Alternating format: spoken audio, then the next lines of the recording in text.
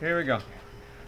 To journalize is to realize what you actually learned. Isn't that wonderful? I knew you'd want to see that. Okay.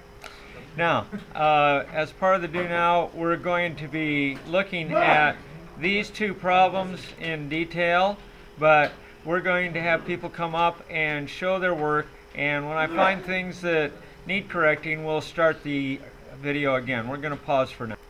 Now, we're looking at question number 24, and on this paper I see there's some things missing, and there's some things that I want you folks to add that I'm not seeing here. If you haven't added them, now's a good time to add them. But as I look at question number 24, I'm seeing only one given. For this thing to work, you must have STP. Without it, you can't do this. Okay? So, it's important for you to realize that. And volume is going to be in what unit of measure? Liters. Yeah. Okay, so liters. Now, in this guy, you could also use PV nRT, but it's quicker to do it this way. Okay?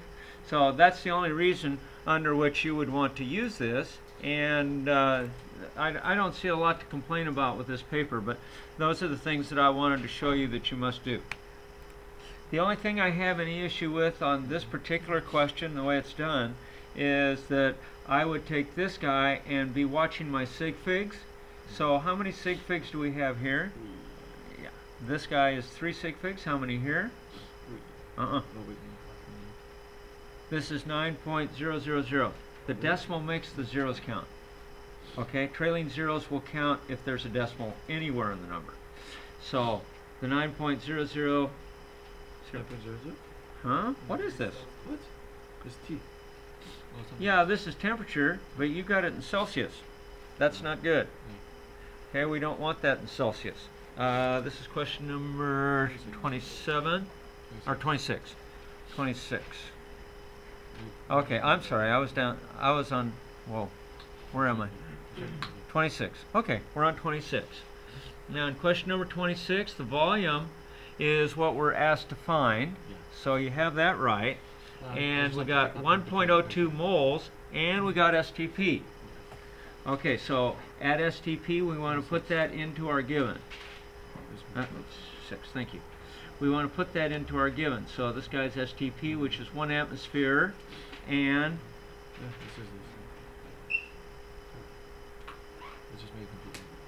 what is this? I just looked at the problem. This is nothing to do with this problem. Because we're at STP, the temperature is equal to 273 Kelvin. Okay, the only reason this works again is because we're at STP and we're looking for the volume. So that's what that guy's all about, because it was done right. And this problem, this is question number 28, and this is done properly because he used my P1V1 over N1T1 equal P2V2 over N2T2, yes? Okay? And he could cancel out the temperature and the pressure because they are not mentioned in the problem. Which means what? They don't change. Right, they're the same. So if my P1 is equal to 1 atmosphere, my P2 will also be 1 atmosphere, in which case they would cancel out, right? And my temperature would be in kelvins because we are looking at STP. The kelvins would be 273, and so these two guys would both be 273 because we don't have condition 1 and then condition 2. So you could solve this problem the way Ricky has done it here, if you like, using PV nRT. But you could also solve this. Did you use PV nRT? No, I just did it. It looks like PV nRT. Well, I just put volume over moles, and then Oh, I see what you did. Oh, yeah. Yeah, okay, you got it. But why do we have two things here? What? Cross multiplying what? I cross multiplied the. Oh, this. Yeah. You took this up here? I can't read it. What is this? No, because I multiplied 0.46 liter by N2, and then I mean, because if you look at the equation on top, where's my finger? This is P. This is Never mind. I don't know. okay. I don't see a P1. That's volume. Because there is one thing. I'm sorry, a V1. Okay, yes, V1. I apologize. Okay, so this is our V1. This is our V2. Yeah. And then. V2's down here. No.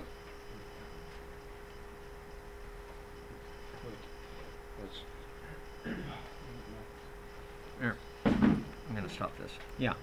What I was not understanding is I didn't realize he had done the initial work here. So he's got his liters over his moles, which is what would be indicated here, and liters over moles, which would be indicated over here. Yeah. And then when he did his cross multiply, that's where we got down to here. Yeah. And did everybody get this number for this problem?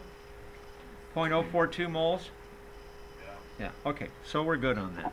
All right. This was done. Let me run you through with 32 first of all. 32, if you look at this, and so here's our N1.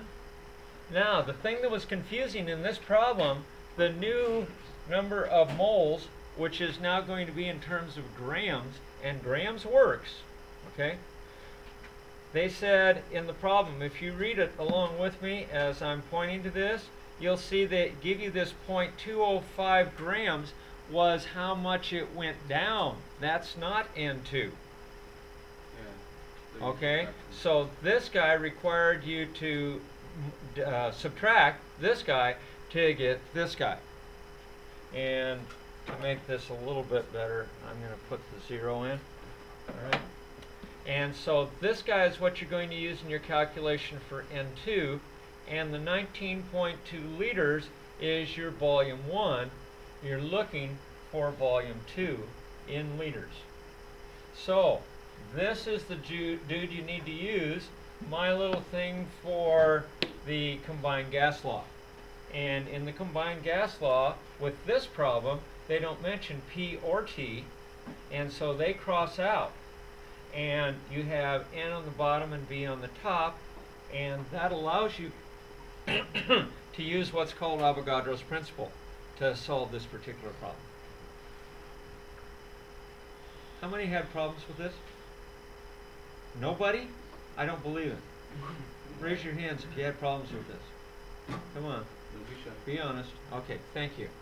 All right. I know you had problems with this because everybody's had problems with this. Okay. Let's go on and let's go ahead and look at the variables for this one. I'm going to read them. As you read in the book on question number 33, it says calculate the volume. Okay, calculate the volume tells you that that has to be a find.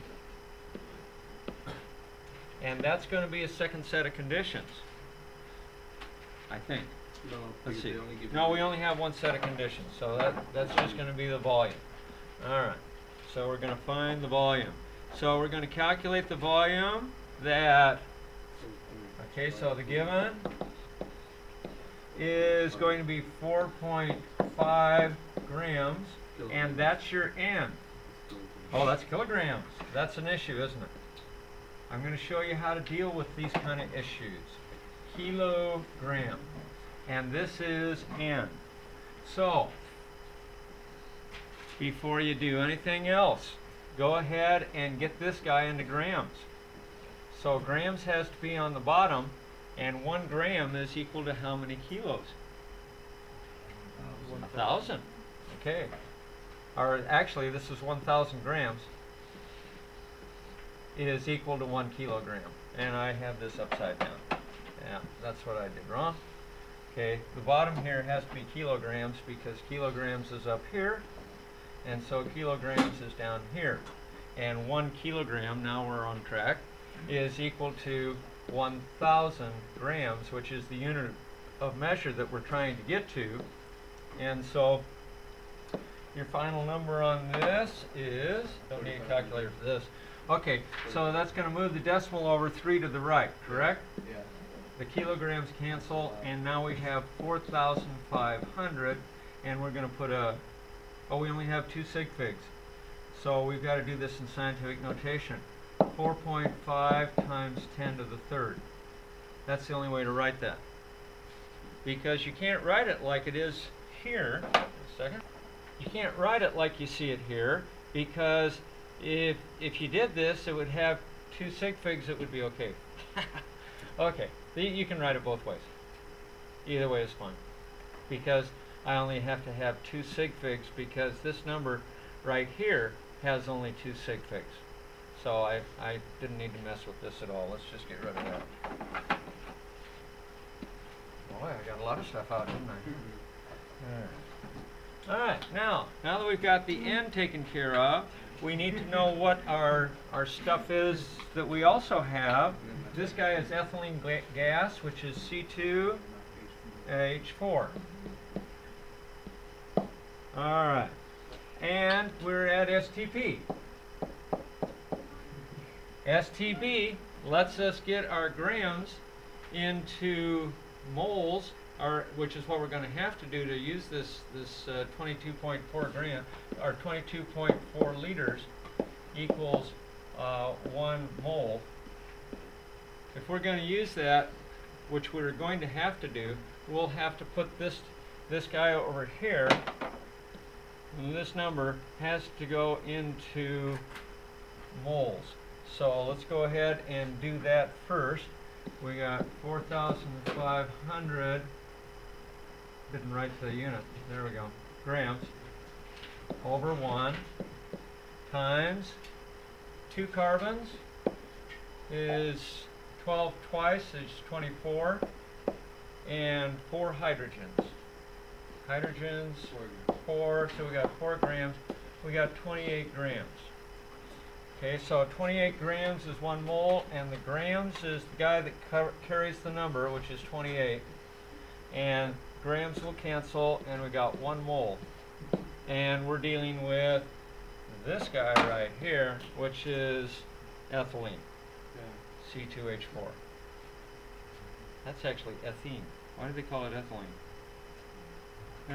Okay, you can call it ethylene, I guess that'll work. And now that we have the moles, we have to go ahead and get that into a volume, which is what we will use this relationship for. Okay? Because it is at STP, we can use it, and because moles is up here, we're going to put moles down here, and the 1 mole and 22.4 liters. And that's how we're going to cancel. That's how we're going to solve that problem. Okay, so the number would be 4,500 divided by 28 times 22.4. And the number that you should come up with is 36 or 3,006. No, 36,000, or 3.6 times 10 to the third, and that's liters. And that's how that goes. Okay, in class I asked everybody to write this whole thing down, because this big picture is really, really, really important. This is helping you to understand where you have 2 different kinds of things. Okay, where we have 2 sets of conditions. We have, for instance, a P1 and a P2, a V1 and a V2, an N1 and N2, T1, T2. When we have 2 sets of conditions, various units of measures can be used. So with pressure, we can use atmospheres, PSI, kilopascals, pascals, torrs, millimeters of mercury. Any of those guys work.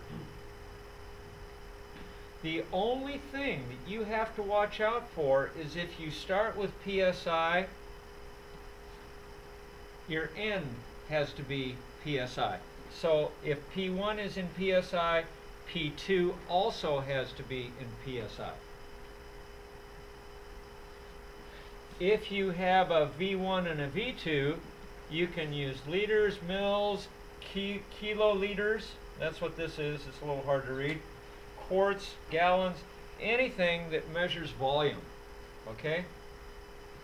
But if you start with mils, you must end with mils. If V1 is in mils, V2 will be in mils. Same kind of deal with N. N can be moles, grams, pounds, can be anything that measures mass. And it will be proportional so long as it, for instance, we haven't done pounds. You're not likely to see pounds in any questions that you would get anywhere. However, pounds would work in the P1V1 over N1T1 equal P2V2 over N2T2, yes? Yeah. Okay, so if N1 is pounds, N2 has to be pounds. Temperature, no possibility. It must be Kelvin, because Kelvin is the only temperature scale that is proportional for gas laws. You can't use anything else. If you crank your calculation in degrees centigrade and then try to convert to Kelvin, you're going to be way off. You'll be off by at least 100%. If you used centigrade on both ends, in other words, you started with T1 in centigrade and you have T2 in centigrade, when you convert to kelvins, you won't be even close. If kelvins is what they're asking you for. If they ask you for degrees centigrade, you're going to be way, way off. Okay, you'll never get the right answer with centigrade. Compare that now to these guys. You must, in every case, not just with temperature, now you're restricted with N, V, and P. Why? Because of this guy. This guy right here demands that you use these variables because these variables were used to calculate the R. So, if we used kilopascals, kPAs instead of PAs, to calculate R, now look in your book on page 435 with me. Everybody got page 435? Okay, I don't. I've got to get there. So, page 435, what do we see? We see at the very top of the page a chart. Okay, page 435, come on. Get there, Wigger. Here we go. Page 433, page 435. And that chart looks like this. Whoops, does not look like that. Looks like this. Here we go. Okay, so at the top of page 435 you see this chart. That chart tells you that if you used kPAs, that value for R is going to be different.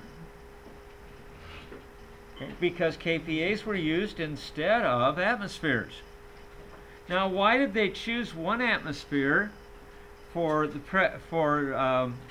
doing the PV-nRT formula? Why would they use the atmospheres being at 1 and the liters being at what? Okay, they're going to use atmospheres, liters, and kelvins.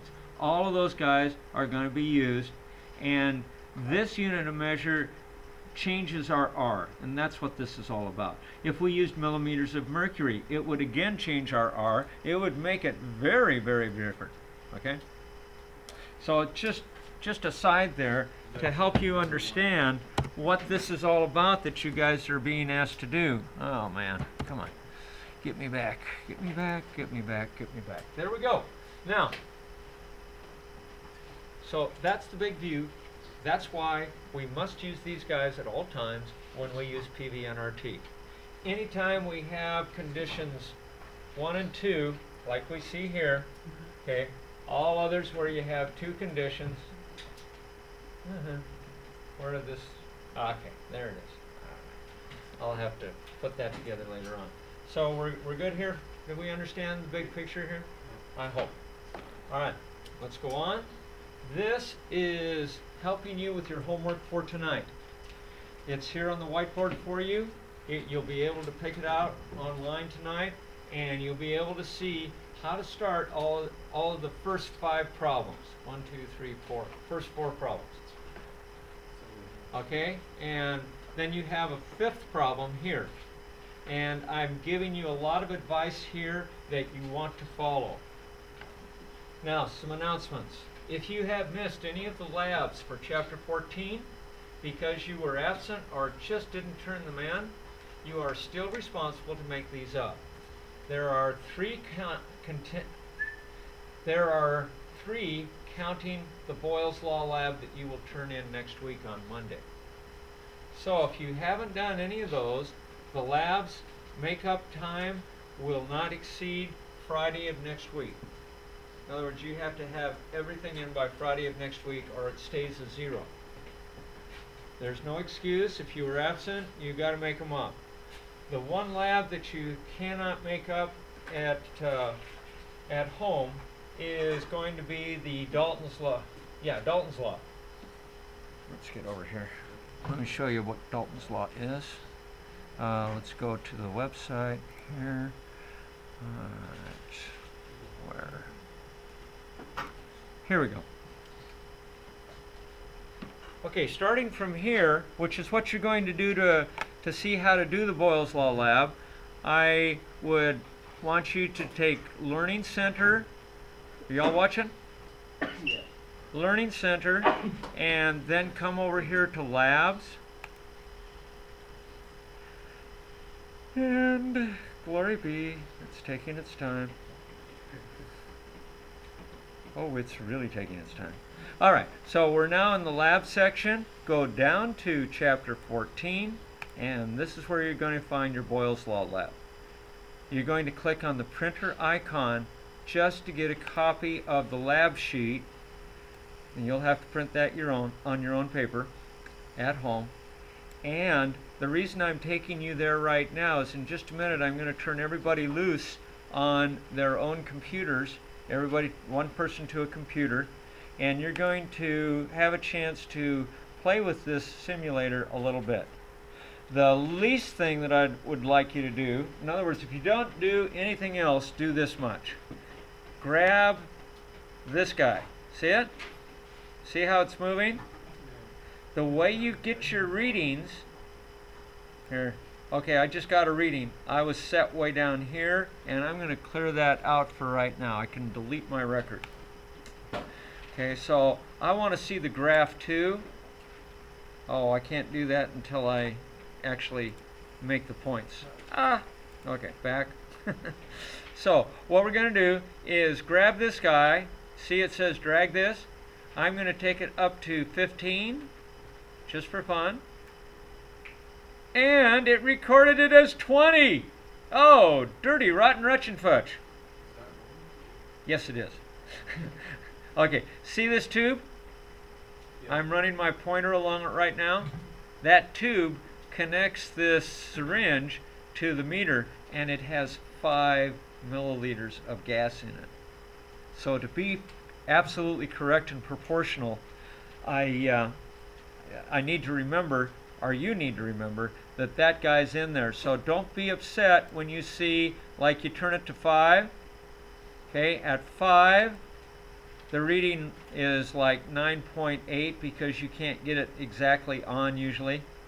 And at 9.8, you see that's actually 9.8 minus 5, which would have been 4.8. And the important thing is that this number and this number are correctly aligned.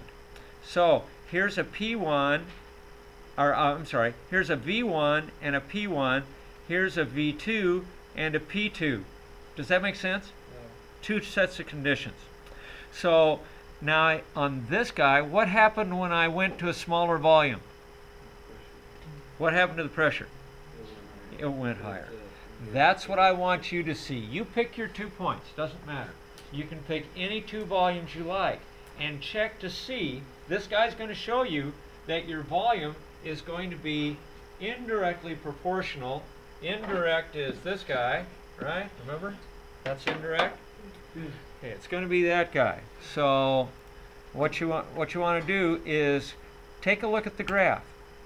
Okay, you have 2 points, and it shows you those 2 points. And when you're doing this as a lab, you'll have to do more points than this. But that's all in your lab sheet. Right now, all I want you to do is look at the graph and go back and see. Oh, Darn, it doesn't go back. All right, I should have just closed it. When you do graph, you can return, and then you won't blow everything away. So here, and let's do a second one. Okay, I did 2 points, and here's my graph, and I can go back. By the way, I want to show you something as long as we're on the graph. See where these points are? I'm going to change this to inverse. Is that what Boyle's law is? Is it inverse or is it direct? It's inverse. So let's put it inverse. Oh, now look, when I line up those 2 points, where are they going to go? Down to 0. Yeah, that's where they're heading, because they're going to be directly proportional now. If I get another guy back in there, whoops, don't do that. Return. Do one more dude. Okay, now let's get 3 points on our graph. Look, you see what's happening? They're going into a curve. But if I make that inverse by putting it under 1, then all these guys line up and will lead me right down to 0. Because they are now directly proportional, and they're directly proportional because I have put it over 1. I've made it inverse. So inverse of the inverse and that kind of nonsense. Anyway, I wanted you to see that. So please go to your computers now and give it a shot. Okay, this page right here shows you how to get to where you need to go. So you're going to Learning Center, then Labs, then Chapter 14, and you want to click on Boyle's Law. Okay? So when you get there, you just click on the printer icon. Okay, I just showed the class a demonstration of Charles' Law with hot and cold water and a plastic container. Now we're going to look at Charles' Law with a gas simulator. This is a really neat little gas simulator. You may want to play with it at home. But this guy, I can actually increase the heat. I'm turning the heat up, but now that's the temperature setting I want, and here is where I'm actually reading what the temperature is inside, and look what's going on in here. See, as you heat that, it's shoving the cylinder out, or the plunger out. And as that happens, you're seeing temperature against volume. Yes, temperature against volume, which is what we should be seeing. Okay, so we just blew it out. Okay, it got up the top, and you notice how this kind of popped up and set back down? Yeah. Okay, now we're going to cool it off. You'll notice this is going to take longer to cool it off. I'm going to take it down as far as I can make it go. And now you see I set it for 73 Kelvin, and this guy's way up at over 400, coming down. Okay, they're trying to cool it off. And that baby will just keep coming on down. So you can see a direct connect here between the temperature and the volume.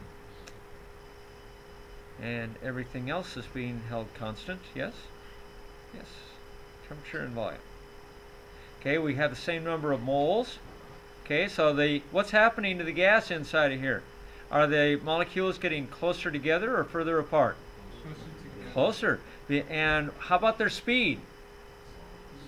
Slower. Or this guy wouldn't come down. The speed of those molecules is going down because the temperature is going down. And how low do I have to get everything to stop? 0. Yeah. You see, this is proportional to 0 Kelvin, which is right here. Everything is proportional in kelvins, in gas laws. So we see that Charles' Law is a directly proportional thing with volume and temperature. All right. This is another big picture kind of a thing that I'd like you to get down. Balanced chemical equations give you 2 ratios. This is called gas stoichiometry. The ratios are not only in moles. I don't see you writing. You need to be writing. We have moles and volume. Remember when we did stoichiometry the first round? I think it was last semester, wasn't it? Yeah. Stoichiometry in the first round, that stoichiometry required us to have a balanced chemical equation. Yeah. Such as perhaps H2 plus O2 is going to H2O. And we have 2 of these guys, and I think that does it. Yeah. Okay, so we have 2 here. There we go. So my ratios, so here I have my ratio of hydrogen to water is 2 to 2, right? So if I had 1 liter of hydrogen, how many liters of water would I have? If the water's in the gas? Huh? 1 liter here, how many liters would I have here? 1. Yeah, because this is a 1-to-1 ratio. If I have 1 liter here of oxygen, how many liters of water would I have? 2. Yeah. So liters are proportional. How about moles? Moles are also proportional, aren't they? So what's the ratio of oxygen to water and moles? 1 to 2. And hydrogen to oxygen in moles? 2 to 1. And so you see our mole ratios and our volume ratios are identical, which is very handy. Okay? So the volume and mole relationships are direct because 1 mole of any gas will occupy 22.4 liters at STP. One more little thing for you. This also means as long as the gases you are comparing are under the same conditions, this relationship exists. What I'm going to do here in class is I'm going to ask the class to, because we only have a minute here, I want you to get out your journals and I want you to write this slide in your own words. And that's the end.